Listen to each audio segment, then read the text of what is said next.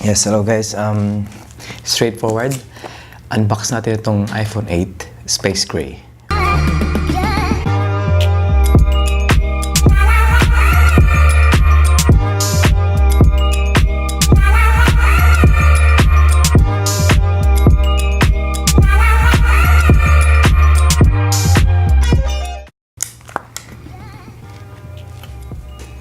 Get the phone itself. It says Space Gray, pero black siya. Makikita nyo. It's a black one. It's not a Space Gray, same like before. Okay, so I have the phone. I have some documentation and some color instructions, especially the sticker. Meron tayong sticker. Some documentation. Get the earphone. Yes. Hindi siya wireless. Walang wireless ngayon. And the lightning port. And suddenly,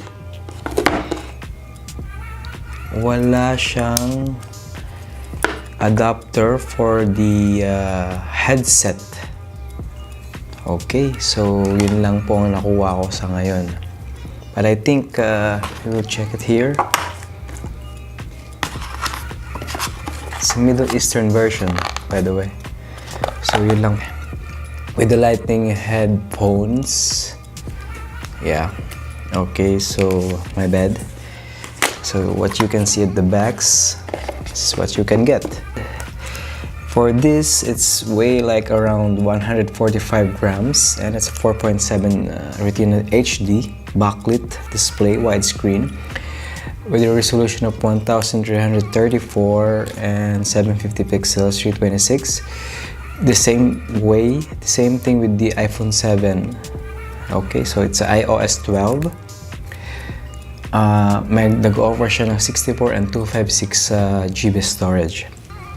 Okay, so it's around 2 GB, and the connectivity will be the same thing with the iPhone 7 technology.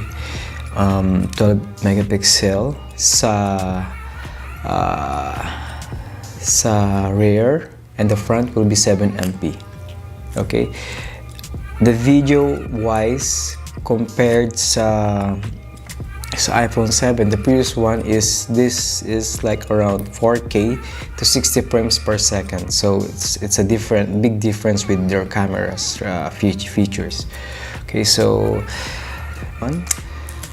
yes, as you can see,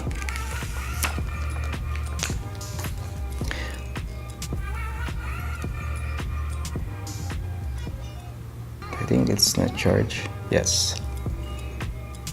It's iOS 12.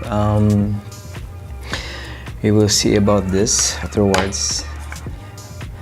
Good thing to have meron tayong lightning headset now compared to iPhone 7 na before it's not you need to put some lightning USB, something like the 3.5 female adapter to connect yung headset. Anyway, that's all for today. We will use this one. I will change my phone. It's a total upgrade for my iPhone SE 128 GB. So yeah, good luck. Thank you guys for watching. See ya.